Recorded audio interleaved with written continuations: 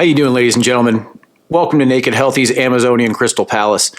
Today we're going to talk about something that is personally important to me and probably should be very important to you due to the fact that 25% of Americans have experienced depression so badly that they were unable to perform tasks for 2 weeks. This is a big deal. Let's look at some stats real quickly. More than 40,000 Americans die from suicide annually. The National Institute of Health meta-analysis found that suicide rate among the depressed is 20% higher than the general population. Suicide is the second leading cause of death for ages under 44. And for every woman who dies by suicide, 4 men die by suicide. So depression is rampant. It's increasing. We'll get to the numbers here in just a minute, but it is drastically increasing. So the likelihood of you experiencing it or someone close to you experiencing it is very high. When I experienced my depression, my family did not really know how to properly handle me. I didn't really know how to properly handle me. The point of this video is to try to explain to you how to go about approaching any of this stuff because it's a very sensitive situation. Being depressed is not just sad. Okay. What is the definition of depression? What is so bad about depression compared to someone who's just sad or someone who just lost a job or something like that? It's like, get over it, right? Let's talk about that. Depression is a mood disorder that is marked by varying degrees of sadness, despair, and loneliness. It's typically accompanied by inactivity, guilt, loss of concentration, social withdrawal, sleep disturbances, and sometimes suicidal tendencies. So it is far deeper than just a temporary sadness, okay? This isn't just something that just kind of comes in, you feel down about yourself, and then you get over it. There's actual physiological changes to this. Depression results from a complex interaction of social, physiological, and biological factors. Those who've experienced adverse life events such as unemployment, death of a loved one, or a traumatic event are more likely to experience depression. Depression then leads to more dysfunction and stress, worsening the affected person's life and depression itself. So what happens is it's like a self-perpetuating steam engine. I remember when my depression first started. I experienced this about 2 years ago. I had 3 things that happened. I went through a breakup, my business was exploding, and I had a friend betray me. Now, you would think that my business exploding was good, but the fact that I had just gone through a breakup, I wasn't mentally fully capable to deal with the explosive growth that I was dealing with, being a leader in a new business, managing people, overseeing projects, all of those things. And then I had a friend of mine that was very, very near and dear to me betray me, and highly betray me. It was a combination of these 3 things that really sent me into this tailspin. And it started out relatively badly and then got progressively worse. And I couldn't barely function. There was no movies that made me happy. There was no music that made me happy.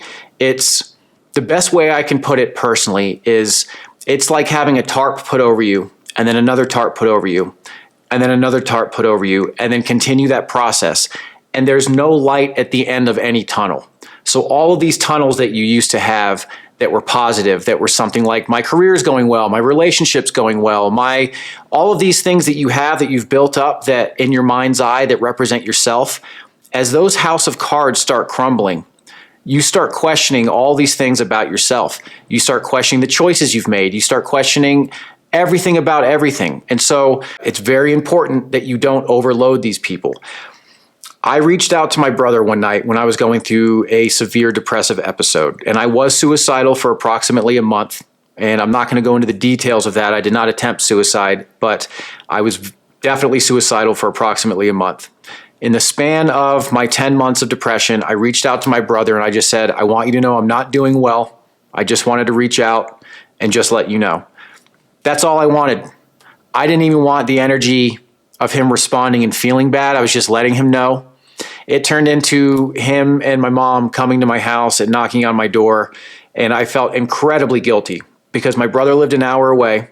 And it meant that my mom went to my brother's house, got my brother, drove an hour, came here. So in my head, I felt incredibly guilty over all of this time spent over someone who wasn't worth shit. That's how I felt about myself at that time. So it's a really weird mind fuck of who you are and what your self-worth is. let's go over some stats, because I don't know about you, but data is what sort of ties all of this craziness together. Like, we all live in this world of things, just all these moving parts. But when you get data and you get numbers together, it allows you to collect all of those broken pieces and say, boop, boop, boop, this is what we're looking at. So I think it's very important that those of you who are experiencing depression recognize that you are not alone. You are not even close to alone.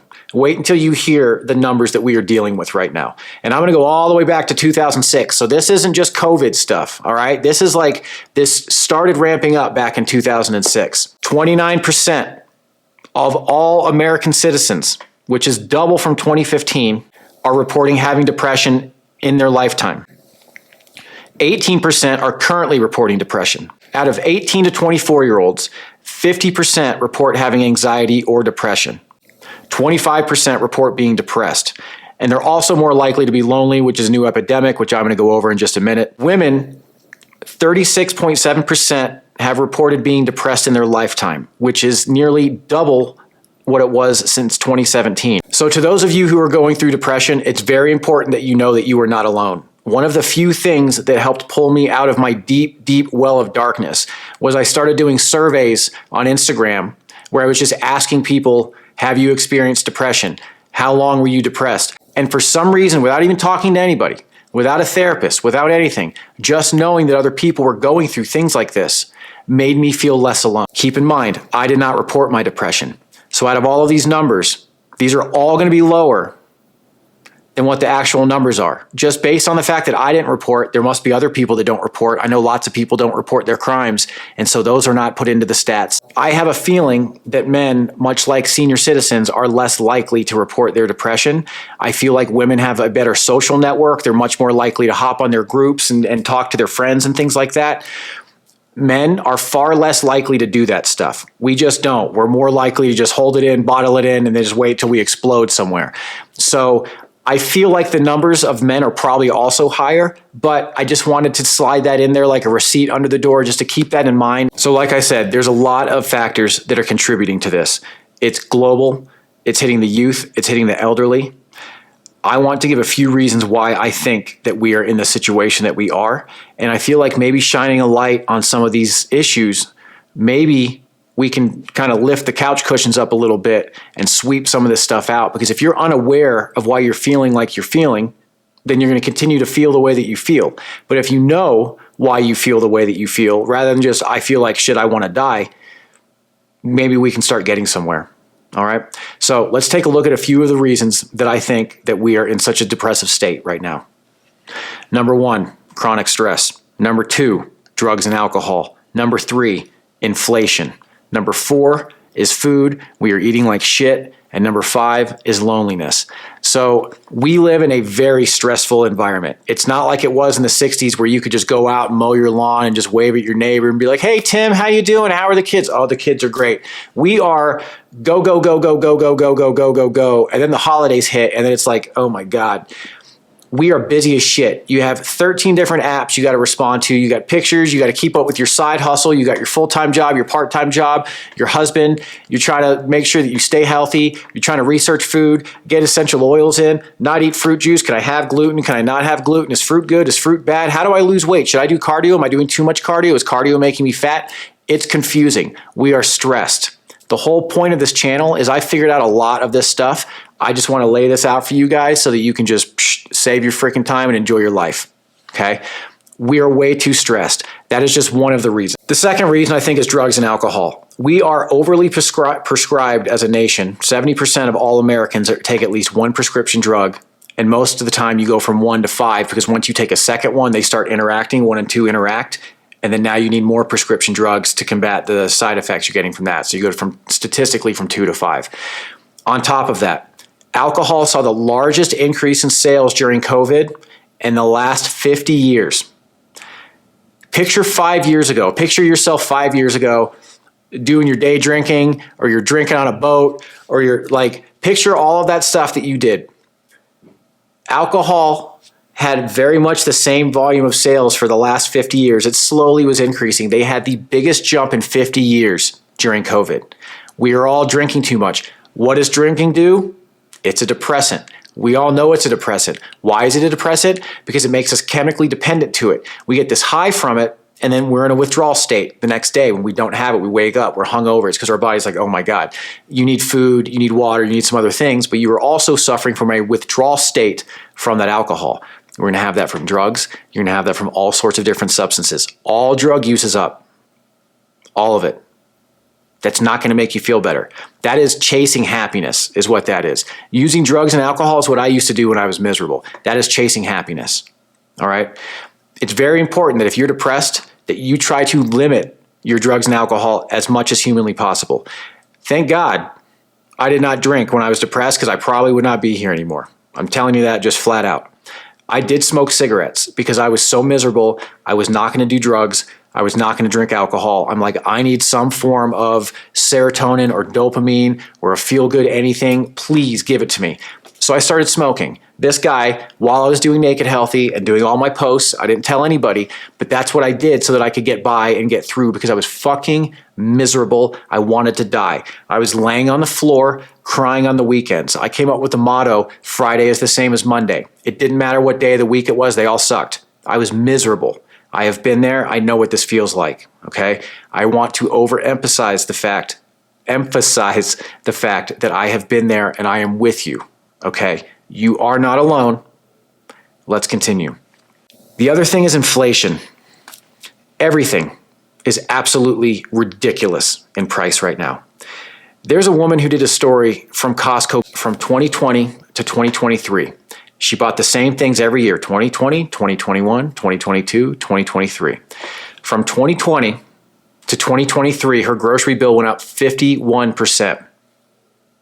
So if you have a family of, 2, 3, 4, imagine that. My grocery bill has gone outrageous. Where I'm going with this is we all feel poor all of a sudden. Let's look at some numbers, shan't we? The average cost of a one-bedroom in August of 2022 is $1,769, a 39% increase from this time last year, according to rent.com. I have a question. If you happen to watch mainstream media, what are they saying that inflation is? 3%? 4%? 5%? I got some numbers over here that will greatly show that is bullshit. Car rentals. You guys want to take a trip anywhere? You can't afford it. It's too expensive. You know why? Prices are up an astounding 26.4% versus the same month in 2019. Egg prices. You want eggs? Guess what? They've gone up 153% in the last year. Hotels and motels. You want to keep traveling? Guess what? Good luck with that. Hotels have gone up 13.65% since last year. Want to go see a movie? Up 17.7% in 1 year. It's nuts. Everything is expensive. It makes us feel poor. It makes us feel broke. We can't go see our families. We can't take a vacation. We're working just to live. And now we're working, we feel like we're moving backwards. So it's miserable. Next reason why I think that everybody is depressed and feeling like shit is food. If you eat an ultra-processed diet, you're not going to feel happy. You're just not. If I wanted to make myself feel sad, I would just eat the Western diet. I would eat fried food, and I would wake up and I would drink coffee first thing in the morning with coffee creamers, and I would rush around and I would do fast food every once in a while, and I would have wheat and flour, all of these things. Those are all going to make me depressed, just on a baseline, on an absolute baseline. At a minimum, if you are not eating healthy, just plan on feeling like shit. If you feel good and you eat unhealthy, I'm flabbergasted by that, and congratulations. That's good for you. That's amazing. That's not like most people. It's like the woman that drank Dr. Pepper until she was 103, and everyone's like, oh, well, now I can drink Dr. Pepper. That was an anomaly. That's not common, okay? You need to eat clean if you want to feel good. 95% of your serotonin comes from your digestive system up your vagus nerve to your brain. That is one of your feel-good neurotransmitters, okay? Your neurotransmitters develop in your digestive system. That's what makes you feel good.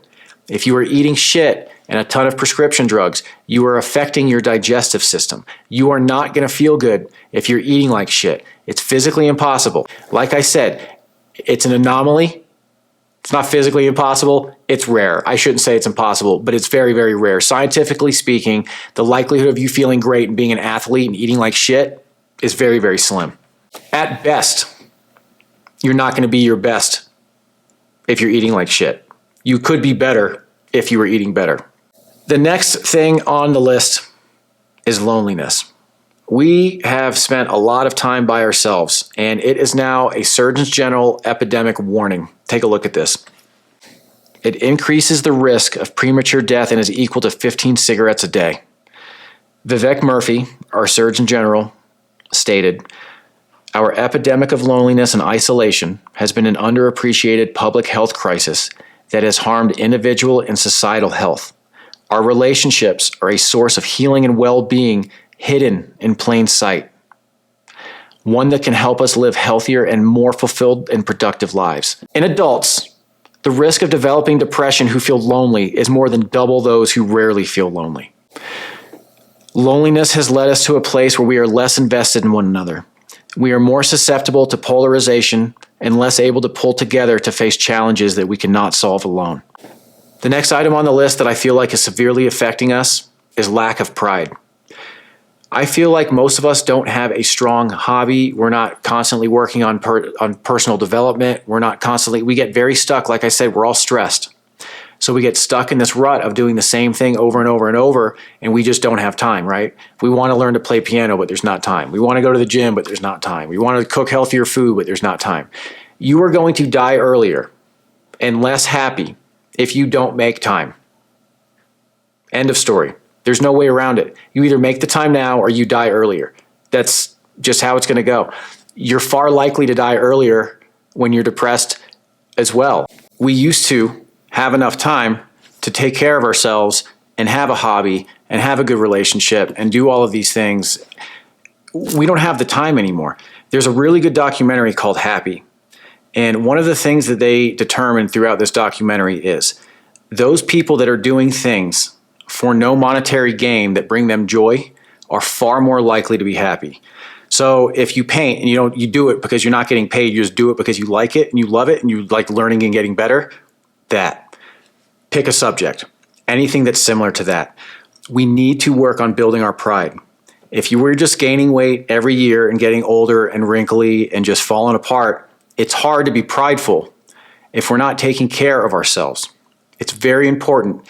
You watch the food that you eat, watch the things that you drink, try to work on cutting back your prescription drugs if you can. Most things can be healed through a clean diet, eating whole foods. Okay, I'm not telling everybody just throw out all their pills, but you do have control of this. You're giving far much to control over big pharma. Like I said, 70% of Americans are on at least one prescription drug. We can do better than that. Let's start talking about some ways to get rid of depression. Now, this is coming from someone who's gone through depression. While I was in my severe, worst states, one of my friends came to me and he brought me psychedelics and he said, "I want you to try this." It was acid. I said, "I've never tried acid before." He goes, "Don't care, make yourself comfortable, eat this." A little bit later, eat that and see how you feel. That is the first time out of 10 months that I felt any joy and I felt like I could see my problems from a different way, from a different view. Johns Hopkins University is the leader in research in this entire subject. They are dominating in this. They've been doing it for decades now. Their studies show that you can take someone with severe PTSD, take a veteran for example, severe PTSD, and give them one session with psychedelics, and it is enough to pull them out. I think it's something like 70% of people after one session, it's enough to pull them out of their depression. What it does is, it allows regions of your brain to communicate that don't otherwise communicate. So picture it like this. Picture you live in an apartment building in New York City, right? And you get to look out the same window your entire life. And you've lived there for 30 years and you're never allowed to leave. Those are your thoughts, okay? You go in your bathroom, in your kitchen, whatever. The acid or the psychedelics or mushrooms, psilocybin, what that's going to do is it's like someone comes and unlocks the door and lets you walk across the hall. Now you can look out their window. And you can go downstairs and you can look out their window. And you can go up on the roof and you can look down. It completely gives you an entirely new perspective of your problems. The regions of your brain that are communicating that don't otherwise communicate, it like opens up all these firewalls and they're just blasting. That is why it is so effective. Okay? I know that that's going to sound a little controversial to everybody. Take it up with Johns Hopkins, not me. Okay, so after psychedelics, there's therapy, there's diet, there's exercise, there's breath work, there's sleep, there's meditation, social interactions, hobbies. Let's go through some of these, okay? I know it's crazy that I put psychedelics as number one. That's honestly what I think is going to be the most beneficial. It really is. You can start small, work your way up, find out if it's legal in your state. I'm in a state where it's legal, so I'm just hypothetically talking about if it's legal in your state. Therapy is amazing because it allows you to get your thoughts out of your head. We get stuck in our own loops and we say the same thing to ourselves over and over and over and over and over. And sometimes it's a little crazy shit what we're saying to ourselves. And the second we say it to someone, even if they're a shitty therapist, the second we say it and we hear it, oh, I didn't think about it like that. Interesting. Okay? God forbid you actually have a good therapist and they can actually help you with your problems. But just getting these things out of you and hearing these things, I had a therapist for, I don't know, maybe 4 months. It was lovely. And, you know, I don't know that they were the best therapists in the world, but just like I said, hearing myself talk really, really helped. The next thing, diet and exercise, these go together. These are just absolutely scientifically, look at them on paper, they will help you with depression. If I did not have my healthy lifestyle, I don't know if I would still be here anymore. I don't know.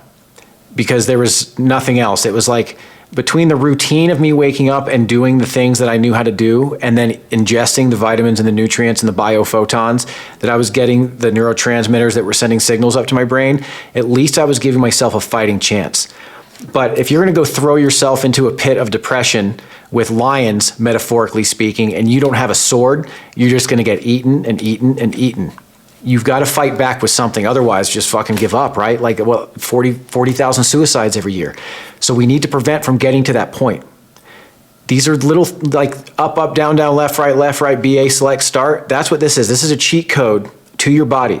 By you putting in healthier things and removing shit, and do a lemon water and do a smoothie and don't eat gluten and not eat as much alcohol and not consume as much nicotine. All of these things are going to boost your energy and your vibration, your just atomic flow, right? We're 99% empty space, vibration, high vibration, low vibration. Tap a wine glass is high vibration. Tap a plastic cup, low vibration, okay? Low vibration would be fast food, crappy stuff. Higher vibration, plants, fruits, vegetables, that sort of stuff. That's what you want to put into your body. Try to eat, my mantra, don't eat food with ingredients. Don't look for health food in the grocery store. Look for produce and then make something with that. Make that. Don't buy shit and then concoct cakes and whatever healthy foods from the stuff bought on the shelf. It's very much likely not going to be healthy. Meditation. We spend all this time sleeping and with our eyes closed. We spend no time awake with our eyes closed. You need to close your eyes and be quiet in your mind's eye and breathe a little bit and just sit there. It's not weird. I understand it might feel a little bit weird. I rejected meditation for a very long time. Why? I don't know. As soon as I started doing it, I started feeling better. That was another thing that was a huge, huge help for me. I meditated every single morning as soon as I woke up. Woke up, found a guided meditation on YouTube, watched that, then I got my day started. Every single day. The first 2 months I did it, I just did it laying in bed. I felt like shit. I didn't even want to get up. I just grabbed my phone. I'm like, I'm at least going to do this. And I would just lay in bed in the spot that I woke up, and I would meditate. Social gatherings. If we're staying by ourselves, if we're isolated, we're not going to be happy. It's statistically speaking, you're going to die about 10 years earlier if you live by yourself. Okay? Couples that live together, that are elderly couples that live together, statistically live to be older than elderly people that live by themselves. So if you're just going to constantly spend time by yourself all the time and not go outside and not go be around other people, you're not going to feel good. We absorb energy. Your heart absorbs the frequency of their heart. This is scientifically proven. This is not woo-woo. Heart math has a detector that can sense how far you're throwing a signal from your heart. And depending on how happy and healthy you are, depends on the electromagnetic frequency that's being thrown. If you're depressed, it's very, very small. But you can still go out and be around other happy people and get those happy juices. It's like walking around on the beach and getting the ocean on your feet. Just let it on your feet. You're not going all the way in the ocean. Just let it on your feet. All right? So guys, I really appreciate you sticking through and watching this whole video. Very obviously, depression is very important to me. Like I said, I've been suicidal on more than one occasion. I recognize that not everybody has experienced that. And those of you who have, I'm sorry that you feel that way. Just know it's not always going to feel that way. The faster that you get better foods into your body, and the faster that you start taking tiny little baby steps, the faster you'll start getting better. I've given you many, many, many tips and tools that you can start implementing. Just pick a few of them, pick one of them, and try that for a little bit. I'm going to do videos on every single thing I've talked about here. This channel, I'm growing. This is only my 5th video. There's going to be thousands. I'll do a full video on psychedelics and how I got better. I will do a full video on my diet and exercise. I will do a full video on my sleep protocol and on meditation. So we'll get to that, okay? I love you very much. Thank you for watching this. Hang in there. Again, you are not alone. There are millions of us that are just not feeling the way that we want to feel, okay? Hang in there.